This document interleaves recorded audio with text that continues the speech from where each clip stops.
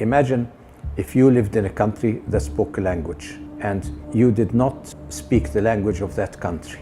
You would be pretty useless because you wouldn't be able to communicate with others. We live in nature, and there's a divine pen that keeps writing and drawing all those shapes in nature. It's a message, a subtle energy message, subtle energy information being constantly drawn in front of us, and unfortunately nobody reads.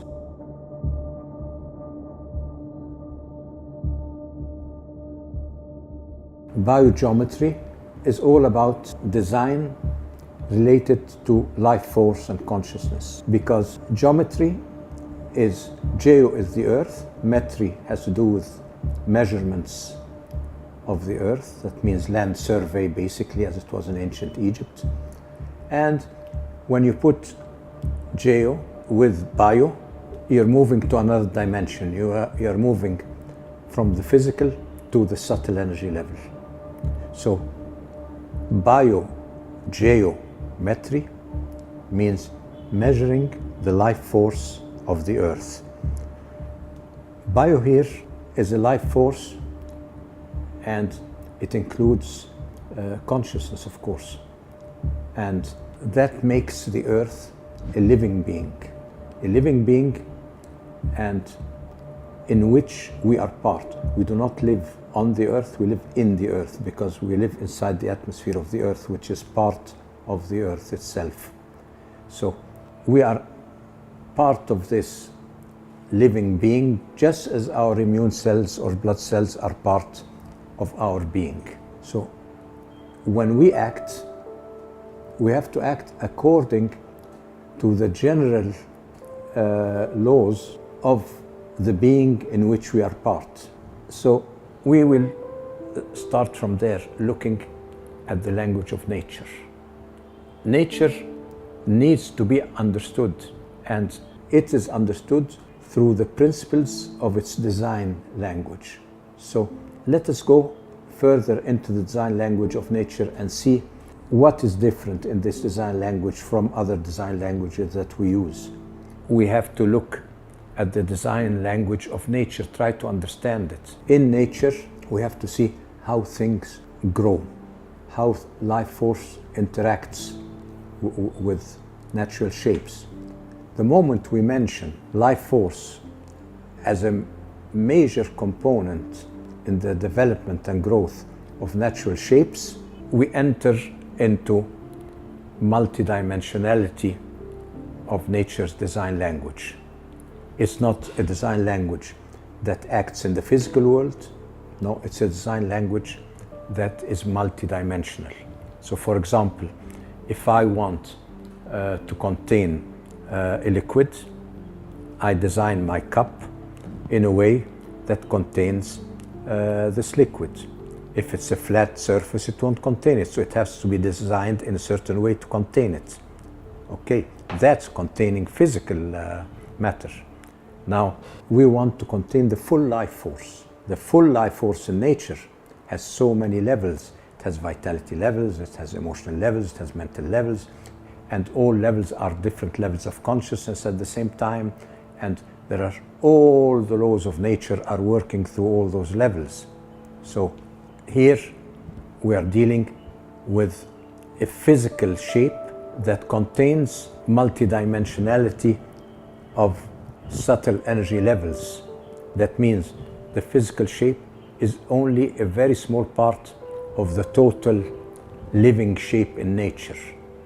Now, how can a physical shape contain things that are elusive to it? The only way that it can do it is through resonance.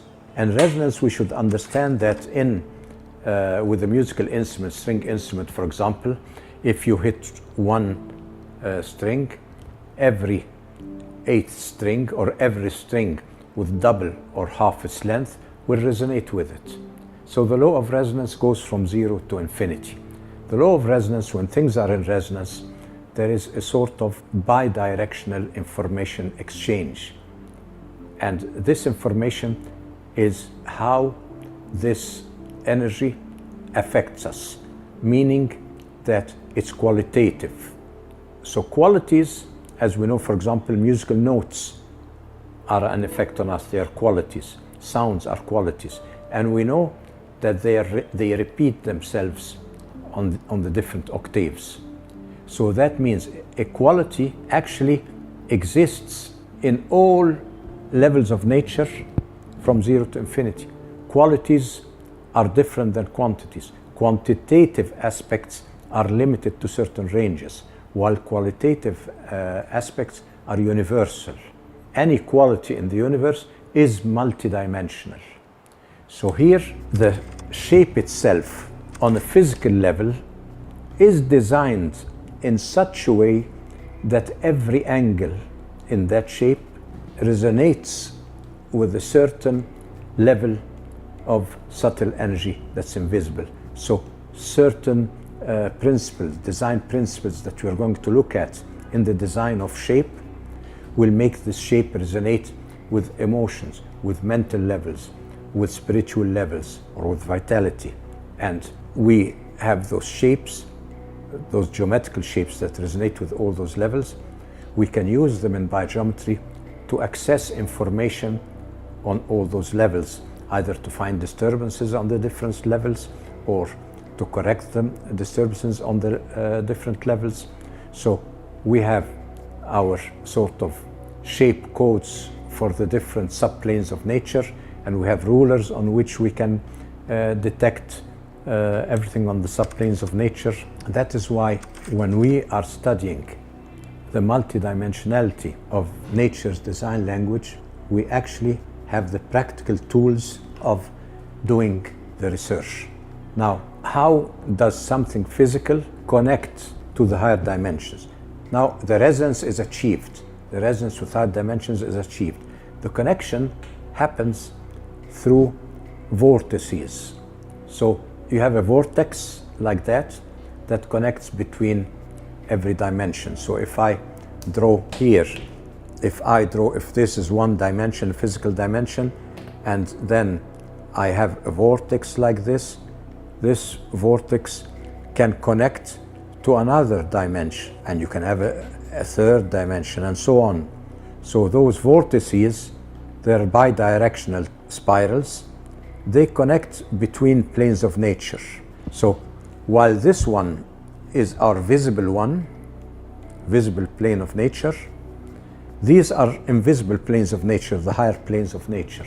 They're invisible. So every natural shape here, imagine this thick line to be a natural shape in nature, has this multidimensional connectivity all the way to an archetypal level here, an archetypal level.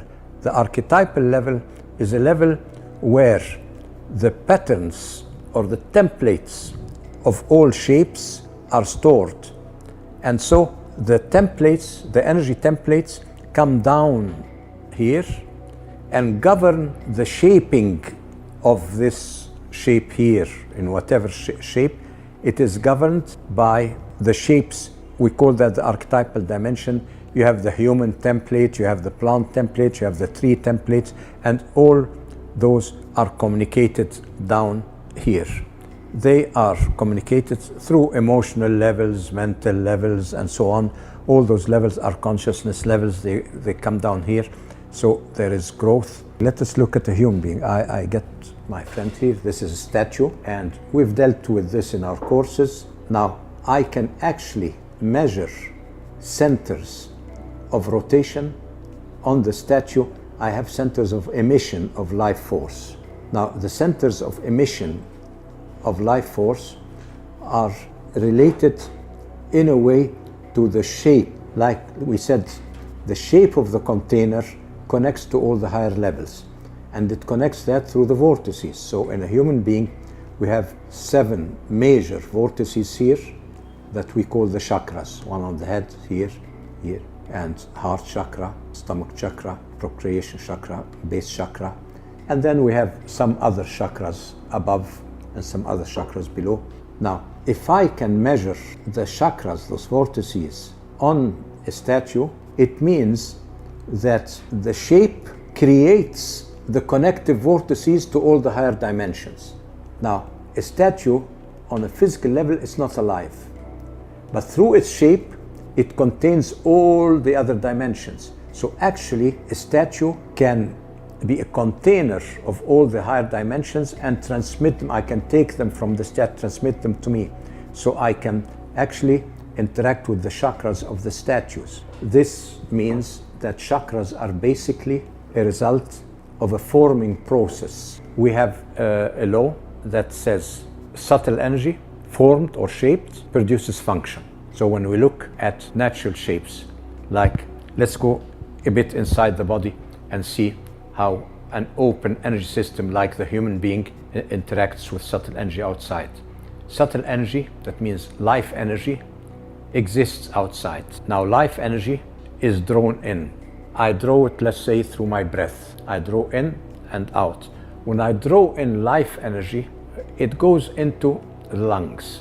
Now, the lungs are shaped to produce the life energy in such a way that give it a certain function. So the energy is formless. The subtle energy comes in with all the functions together. Now, every time they have to be rearranged in such a way optimal for the function they produced. And that happens through the shaping of the body, how the lungs shape the subtle energy to produce the energy needed on that level. Let's say the stomach will do it in a different way. The energy coming into the heart will do it in a different way. So the shape of every organ will give subtle energy the functions that are needed to be produced on the physical level. And at the same time, those shapes create the vortices needed for the multidimensionality of interacting with energy. You breathe energy, your lungs, the shape of your lungs should actually be fine-tuned to all the levels of subtle energy. Otherwise it will lack. It should be fine-tuned to vitality, to emotions, to mental, to spiritual. So the design of the shape of the lung will act with all those levels to produce the needed function. So in a statue here, I can actually, since their functions related to the shape of the body, I can activate one or the other, make it stronger than the other. So let's say if I move the center of balance of the shape like that on the heart level, see, on the heart level like this, I will accentuate this chakra. On a stomach level, accentuate this chakra. On this level, accentuate this chakra. So here we understand that the chakras are shape related, form related. They are created on the physical level through the forming process on the physical level to connect, so that the forming process creates chakras, energy wheels, that produce multidimensional vortices that connect with the higher levels and bring down life energy into the shape. So it is all about making living energies. Now, we have a problem in our civilization. When we developed modern science, we excluded the human being from all our experiments because we thought that the human being is too subjective, too opinionated, and things like that. And subjectivity gives very complex variables in any experiment. But it doesn't mean that they cannot be studied, those complex variables. We can go into them. But it makes things so complicated having a subjective effect in creating a physical experiment that we decided to keep the human being out of our scientific experiments. So we developed a scientific world, we developed modern technology with the human being out of it. So what should have been done? I mean, when I have a formula, any formula, whether I'm building a chip or building anything, if I add the human variable to it, but that means I'm adding emotional, mental, spiritual concepts, I'm adding subjectivity, I'm adding all those things in the formula. Yes, we should have a sort of a dynamic variable in there that contains so many secondary variables in it that reflect the subtle energy of life, that reflects life force. So life force becomes a major variable in the formula of our scientific experiments or in our scientific worldview, then we would be building a civilization for human beings or for living beings. But what we are doing now is we have created a very advanced civilization that gives ultimate leisure and pleasure to humanity, while at the same time being at the cost of the human being. There's something wrong in this formula. We are building a civilization that depletes life energy. That means our civilization is sucking out the life energy out of the living systems in nature. And that means reduced life energy means reduced immunity. That means as we go along, as civilization advances, immunity is reduced, and we end up with so many types of pandemics that will actually sooner or later end life on Earth.